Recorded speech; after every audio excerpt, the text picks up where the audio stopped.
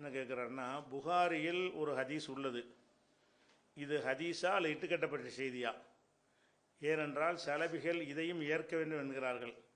அந்த ஹதீஸ் பின் வருமாறு, இந்த ஹதீஸின் தரம் என்ன என்பதையும் கூறுங்கள் அப்படின்னு போட்டு என்ன ஹதீஸ் போடுறாருன்னா 5101, நீங்களே படிச்சுக்கோங்க, தமிழகத்தில் இருக்குது 5101, 5101. அந்த 5101 ஹதீஸை தான் அவர் சரியான்னு கேட்குறாரு. அந்த ஹதீஸில் வந்து ரெண்டு விஷயம் அதில் வருது. மொத்தமாக ஹதீஸை நீண்ட பெரிய ஹதீஸாக இருக்கனால சாராம்சத்தை சொல்லிடுறேன், நீங்கள் ஹதீஸை நீங்கள் படிச்சுக்கிறங்க. அதில் ரெண்டு விஷயம் அது என்னென்னு கேட்டால், ரசூல் ஸல்லல்லாஹு அலைஹி வஸல்லம் அவங்கள்ட்ட வந்து அபூ சுஃபியான் இருக்காங்க இல்லையா, அபூ சுஃபியானுடைய மகள் தான் உம்மு ஹபீபாங்கிறவங்க. அபூ சுஃபியான் மக்காவோட எதிரியாக இருந்தார் இல்லையா, அவருடைய மகள் உம்மு ஹபீபா. இந்த உம்மு ஹபீபாவை ரசூலுல்லாஹ் கல்யாணம் பண்ணியிருந்தாங்க. அந்த உம்மு ஹபீபா என்ன செய்வாங்க, ரசூலுல்லாஹ்ட்ட வந்து என் சகோதரி நீங்கள் கல்யாணம் பண்ணிக்கிறீங்களேன், என்னை திருமணம் பண்ணதோட என் சகோதரி உங்களுக்கு மனைவியாக இருக்க நான் விரும்புகிறேன்னு கேட்பாங்க. அது வந்து சரி வர மார்க்கத்தில் அனுமதி இல்லை. அந்த மாதிரி விஷயங்கள் வருது. அதில் ஹதீஸா இல்லையான்னு கேட்க தேவையில்லை, கரெக்டாக தான் வருது. இந்த மாதிரி விஷயங்கள் வருது. அதுக்கு அவர் அதுலேயும் அவர் கேள்வி கேட்கறது அவர் என்ன கேட்குறாருன்னு கேட்டால், இரண்டு பெண்களை திருமணம் செய்கிற சம்பந்தமாக கேட்கும் பொழுது அந்த ரெண்டு பேரும் திருமணம் செய்ய அனுமதிக்கப்பட்டவர்கள் இல்லை, எனக்கு திருமணம் செய்ய அனுமதிக்கப்பட்டவர்கள் இல்லை. அவர் ரெண்டு சகோதரியை ஒன்றா கல்யாணம் பண்ணக்கூடாது, ஒன்றையும் பண்ணிட்டு ஒரு நகைச்சியும் பண்ண முடியாது. அது ஒன்று. பால்குடி சகோதரி இருந்தால் கல்யாணம் பண்ணக்கூடாது, அது மாதிரி உள்ளதான் கல்யாணம் பண்ண முடியாதுன்னு ரசூலுல்லாஹ் சொல்லிடுவாங்க. இது சாதாரண இது சட்டம், இதை யாரும் ஹதீஸ் இல்லைன்னா மறுக்க முடியாது. அதில் என்ன வருதுன்னு கேட்டால், ஒரு செய்தி வருது. உருவா அந்த ஹதீஸ் முடிஞ்ச உடனே அந்த ஹதீஸுடைய கீழே ஒரு செய்தி வரும். அறிவிப்பாளர் உருவா கூறினார், சுவைபாண்டு ஒரு அடிமை பெண் இருந்தாங்க, அவர் அபூ லஹபின் அடிமை பெண்ணாவார். அபூ லஹபு அவரை விடுதலை செய்திருந்தார். சுவைபாண்டு ஒரு அடிமை பெண்ணு, அந்த அடிமை பெண்ணு வந்து அபூ லஹபு விட்டு அடிமையாக இருந்தார். அபூ லஹபு வந்து அவங்கள விடுதலை செஞ்சிருந்தார். அவர் நபி அவர்களுக்கு பால் ஊட்டினார். ரசூல்லா அபூ லஹபுக்கு அடிமையாக இருந்த அந்த பெண்ணு ரசூல்லாவுக்கு பால் குடி தாயாக என்ன செய்கிறாங்க, வர்றாங்க. இது ஒரு சொல்லிட்டு, அபூ லஹபு இறந்தபோது அவரின் குடும்பத்தாரில் ஒருவர் அவரை கனவில் கண்டார். அபூ லஹபு மோசமான நிலையில் அவருக்கு காட்டப்பட்டார். அப்போ கனவுல காட்டினவர் கேட்குறார் அபூ லஹபிட்ட, என்ன கேட்குறாருன்னா, நீர் எதிர்கொண்டது என்ன, மரணத்திற்கு பிறகு என்ன ஆச்சு பாவம் நிலைமைன்னு கேட்குறாராம். அப்போ அவர் சொல்கிறார், அபூ லஹபு சொல்கிறாராம் கனவுல, உங்களை விட்டு பிரிந்த பின் ஒரு சுகத்தையும் நான் சந்திக்கவில்லை, ஆயினும் நான் சுவைபாவை விடுதலை செய்ததற்கு பிரதியாக இந்த விரல்களினூடே எனக்கு நீர் புகட்டப்படுகிறது. அதான் அபூ லஹபு வந்து கனவுல யாரை பார்க்குறாங்களாம். பார்த்தவொன்னே என்னப்பான்னு கேட்டேன், என்னத்தை நான் நரகத்தில் கிடக்கிறேன், இந்த ஒரு விரலை நீட்டி அடிமையை விடுதலை செஞ்சேன்ல, அதனால் அந்த விரல்லேருந்து நீர் சுரக்குது. நீர் சுரக்கும் பொழுது அந்த ஒரு சுகம், நெருப்பில் வெந்துக்கிட்டு இருக்கும்போது ஒரு தண்ணி விரல்லேருந்து நீர் சுரக்குது, அதான் வேற ஒன்றும் கிடையாது, அந்த ஒரு இன்பம் எனக்கு கிடைச்சிருக்குன்னு சொன்னாராம். இதான் அப்ஜெக்ஷன் உள்ள பாயிண்ட். இது ஹதீஸான்னு கேட்குறாருல, அந்த விஷயம் சட்டம், அதில் யாரும் ஹதீஸ் இல்லைலாம் சொல்ல மாட்டாங்க. இந்த கடைசி அந்த ஹதீஸுடைய கடைசி பாட்டு தான் மேட்ரு. இது என்ன மேட்ருன்னு கேட்டால், சுவைபாவுக்கு வந்து அபூ லஹபுக்கு அடிமையாக இருந்தாங்க. ரசூலுல்லாஹ் பிறந்த செய்தி கேட்ட உடனே அந்த செய்தியை வந்து சுவைபா தான் அபூ லஹப்ட்டு வந்து சொல்கிறாங்க, இந்த மாதிரி உங்கள் தம்பிக்கு வந்து ஆம்பளை பிள்ளை பிறந்துருச்சு, உங்கள் தம்பி அப்துல்லாவுக்கு, அபூ லஹபுடைய தம்பி தானே அப்துல்லா, உங்கள் தம்பி அப்துல்லாவுக்கு வந்து ஆம்பளை பிள்ளை பிறந்திருக்கு அப்படிங்கிற செய்தியை இந்த சுவைபா வந்து சொன்ன உடனே அபூ லஹப் என்ன செய்கிற, சந்தோஷம் தாங்க முடியாமல் தன்னுடைய தம்பிக்கு ஆம்பளை பிள்ளை பிறந்துருச்சுங்கிற செய்தியை இந்த பொம்பளை தானே சொல்லுதுன்னு சொல்லிட்டு, உன்னை விடுதலை செஞ்ச இந்த சந்தோஷத்தை சொன்னதற்காக வேண்டி உன்னை நான் விடுதலை செய்து விட்டேன், அடிமையிலேருந்து போ, நீ அடிமையாக இருக்க, ஏன் போகிறேன், என் தம்பிக்கு புள்ள பிறந்த செய்தியை நீ தான் ஃபஸ்ட்டு சொல்லியிருக்கிறாய் அப்படின்னு அவர் விடுதலை செஞ்சிட்டாராம். அப்போ ரசூலுல்லாஹ் மீலாது விழாவிலாம் இந்த கதையெல்லாம் சொல்லுவாங்க. ரசூலுல்லாஹ் பிறந்ததில் மகிழ்ச்சி அடைந்து அந்த மகிழ்ச்சிக்காக வேண்டி ஒரு அடிமைங்கிறது பல லட்சங்களுக்கு பெருமானம் உள்ளது. ஒரு ஆடு மாடை என்ன விலைன்னு பார்த்துக்கிறங்க. மனிதனை அன்னைக்கு சந்தையில் விற்கிற காலத்தில் ஒரு அடிமை பெண்ணுங்கிறது பல லட்சங்களுக்கு விற்பனைக்கு உள்ள ஒரு மதிப்புள்ள ஒரு பொருள் தான் அன்னைக்கு. அவங்க அதை விடுதலை செய்கிறதுனா பெரிய தியாகம் பண்ணியிருக்காருல்ல. இதுக்கு அல்லாஹ் என்ன செஞ்சானா, ரசூலுல்லாஹ் பிறந்ததுக்காக வேண்டி விரலை நீட்டி நீ விடுதலை செஞ்சீல, அந்த விரல்லேருந்து உனக்கு அந்த ஒரு செஞ்செல்லாம் தப்பு, ஒரே ஒரு நல்ல விஷயம் செஞ்சுருக்கிற அப்படின்னு அல்லாஹ் கொடுத்தான்னு சொல்லி விஷயம் வருது. இதில் நம்ம கவனிக்கிற விஷயம் என்னென்னு கேட்டால், ஃபஸ்ட்டு மேட்ரு என்னன்னு கேட்டால், அபூலஹப் வந்து ரசூலுல்லா பிறந்தார் என்பதற்கு விடுதலை செஞ்சான் இல்லை. தம்பிக்கு ஒரு புள்ள பிறந்துருச்சு, அவ்வளவுதான். அந்த புள்ள ரசூலுல்லாஹ்னு தெரியாது. ஒரு புள்ள நம்ம அண்ணன் தம்பிக்கு புள்ள பிறந்த சந்தோஷப்பட மாட்டோமா? அப்போ ரசூல் தான் அல்லாஹ்வுடைய தூதர் பிறந்தார்கள்னு அது ஒரு தெரிஞ்சு அப்படி ஒரு வகையில் ஏதோ நாலேஜ் வந்து அதற்காக வேண்டி விடுதலை செய்திருந்தால் ரசூலுல்லாவுக்காக வேண்டி செஞ்சார்னு எடுத்துக்கலாம். இவன் விடுதலை செஞ்சது என்பது தன்னுடைய தம்பி மகன் என்பதற்கு செஞ்சானே தவிர அல்லாஹ்வுடைய தூதருங்கிறதுக்கா இல்லை. ஆனால் அல்லாஹ்வுடைய தூதர் என்று சொன்ன மாத்திரத்தில் ஏத்தாள் யாரு? இப்போ ரசூல் ஸல்லல்லாஹு அலைஹி வஸல்லம் அவர்கள் பிறந்துட்டாங்க. பிறந்தவொடனே தன் அடிமை பண்ண விட்ட பால்லாம் கொடுக்க சொல்கிறாரு. இப்படிலாம் செஞ்சவர். புகாரில் நீங்கள் நிறைய ஹதீஸ் இருக்கிறது புரிந்து கொள்வதற்காக வேண்டி புகாரில் 4770 4770 அந்த ஹதீஸில் என்ன வருதுன்னு கேட்டால், ரசூல் ஸல்லல்லாஹு அலைஹி வஸல்லம் அவர்கள் வந்து சஃபா மலையில் ஏறினார்கள். ஏறி வந்து ஒவ்வொரு குடும்பத்தாரையும் கூப்பிட்றாங்க. அவங்க குலத்தை வாங்க வாங்கன்னு கூப்பிட்றாங்க. கூப்பிட்ட உடனே வராத ஆட்களுக்கு ஆள் அனுப்பி கூட கூப்பிட வச்ச சொன்னாங்க. அப்போ அபூலஹப் குறைஷி எல்லாருமே வர்றாங்க. அப்போ ரசூல்லா என்ன செய்கிறாங்கன்னு கேட்டால், நான் வந்து ஒரு படை வந்து உங்களுக்கு பின்னாடி இருந்து உங்களை தாக்க வருது என்று நான் சொன்னால், ஏன்னா மலையில் நிற்கிறாங்க, பள்ளத்தாக்கில் இவங்க நிற்கிறாங்க, அந்த பள்ளத்தாக்கில் உள்ளது இவங்களுக்கு தெரியாது. நான் உங்கள்கிட்ட சொல்கிறேன் ஒரு படை இதோ வந்துக்கிட்டு இருக்கிறது அப்படின்னு நான் உங்கள்கிட்ட சொன்னால் நீங்கள் நாங்கள் பார்த்து தான் நம்புவோன்னு சொல்லுவீங்களா, நான் சொல்வது அப்படி நம்புவீங்களா? குன்தும் முசத்திகிய, நீங்கள் என்னை மெய்ப்படுத்துவீங்களான்னு கேட்குறாங்க. அப்போ வந்திருந்த குடும்பத்தாரெலாம் என்ன சொல்கிறாங்கன்றா, நாம் கண்டிப்பாக சொல்லுவோம். ஏன் நம்புவோன்னு கேட்டால், மா ஜர்ரபுன ஆலைக்கு இல்லா சிதுக்கா, நாங்கள் உங்களை பார்த்த வகையில் உண்மை சொல்லியே தவிர பார்த்தது கிடையாது. 40 வருஷம் உங்களை பார்க்குறோம். என்னைக்காவது பொய் சொல்லி இருந்தால் அதில் ஒரு பொய்யாக இருக்குமோன்னு நாங்கள் நினைக்கலாம். நாங்கள் தான் பொய் சொல்லி பார்த்ததே இல்லையே, நீங்கள் பொய் சொன்னதாக நாங்கள் பார்க்கவே இல்லை அப்படின்ட்டாங்க.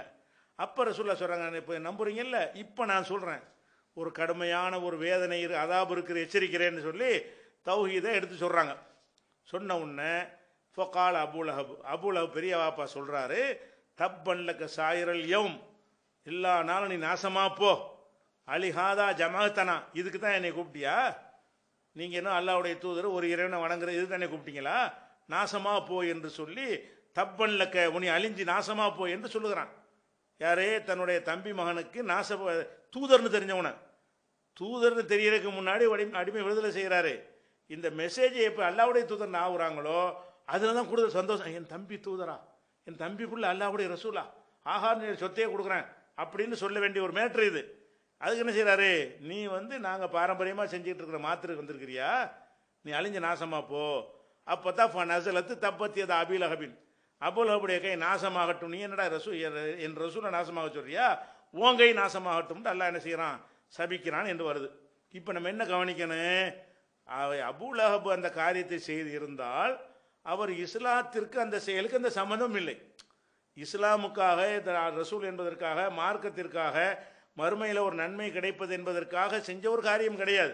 உலகத்தில் ஒவ்வொருத்தரும் தன்னுடைய குடும்பத்தில் ஒரு குழந்தை பிறந்தால் எப்படி அதை மகிழ்ச்சியை எடுத்துக்கொள்வார்களோ அந்த மாதிரி ஒரு செயலை தான் செஞ்சுருக்காருங்கும் போது இதுக்கு என்ன அப்படி ஒரு சிறப்பு கொடுக்க வேண்டி இருக்குது? அது ஒரு விஷயம் இந்த ஒரு விஷயத்தில் ஆயிடுச்சு. அது போக இந்த வசனத்தில் என்ன இருக்குன்னா, அவனை சொல்லும் போது கை தான் நாசமாக போகுதுன்னு சொல்கிறான் அல்ல, அந்த கையில் தான் பால் வருதான். என்ன இப்படி வேடிக்கை என்னது, அல்லாஹ் சொல்ற தப்பத்தி எதா அபிலாபின்ங்கிறான். அபூலஹபுடைய கை 2 நாசமாக போட்டுன்னு நல்லா சொல்கிறான். இல்லை கை நாசமாக போகல, கையிலிருந்து தண்ணீர் சுரந்து கொண்டு இருக்கிறதுனா இது குர்ஆனை மறுக்கிற விஷயம் இல்லையா? இது எந்த கையில் வந்து அவர் அந்த விரல் நீட்டினதுக்காக வேண்டி நீங்கள் வந்து அடிமை இந்த மாதிரி அதில் தண்ணி சுரக்க வச்சான்னு சொன்னால் அல்லாஹ் வந்து நாசமாயிருந்து 2 கை நாசம்ட்டான படைச்ச இறைவன். அபூலஹபுடைய 2 கையும் நாசமாக போச்சுட்டானே, அந்த கையில் உள்ளதானே விரல், அதுவும் தான் நாசமாக போயிடும். அப்போ அதுக்கு தானே தண்டனை இருக்கும், கூடுதலாக இருக்கும் அப்படி பார்த்தா. அப்போ அபூலஹபுடைய கையின் 2 நாசமாக அவனு நாசமாகட்டும் நல்லா சொல்லிடுறான். அப்போ அபூலஹபுடைய கை நாசமாக போட்டும் நல்லா சொல்லியிருக்கும்போது அவர் கையிலேருந்து பால் சுரக்குதுன்னா இது என்ன, இது சரியாக வருமான்ற ஒரு விஷயம். அடுத்தது இதை சொன்னது யார்? அந்த குரங்கு மேட்ரு மாதிரி தான் இது. அபூலஹபில் வந்த அபூலஹபுக்கு இந்த மாதிரி கிடைக்குதுன்னு ரசூலுல்லாஹ் சொன்னாங்களா? அபூலஹப் இந்த மாதிரி நான் விடுதலை செஞ்ச காரணத்தினால் அவர் விரலிலிருந்து தண்ணீர் சுரப்பதை நான் பார்த்தேன் ரசூலுல்லாஹ் சொல்லியிருந்தா இதுக்கு பேர் ஹதீஸ். ஒரு ஹதீஸ் முடிஞ்சவொன்னே சுவைபா யாருன்னு விளக்கம் வரும் பொழுது உருவாண்டு ஒரு ஆள் இடையில் நுழைஞ்சிக்கிட்டு சொருகுறாது. இது வந்து ஹதீஸ் கிடையாது, வழங்குதா? இந்த உருவாங்கிற சஹாபியும் கிடையாது, சுவைபா அந்த சம்பவம் நடக்கும்போது இருந்தவரும் கிடையாது.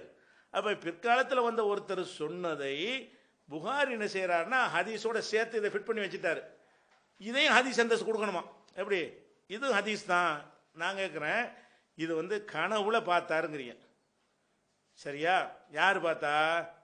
அந்த சுவைபாவுடைய அபுலஹபுடைய குடும்பத்தார் பார்த்தாங்களாம். குடும்பத்தாண்டா யாரு? யாருப்பா குடும்பத்தார் கனவுல பார்த்தாங்கன்னா அது யாரு தெரியல. அந்த குடும்பத்தார் கனவுல பார்த்தாங்கன்னா ஒருத்தன் கனவுல பார்த்தது அடுத்தவனு சொல்ல இயலுமா? நான் ஒரு கனவு கண்டேன்னு சொன்னா நான் சொல்லாமல் அந்த கனவுல பார்த்ததை வந்து கண்டுபிடிக்கலுமா உங்களுக்கு?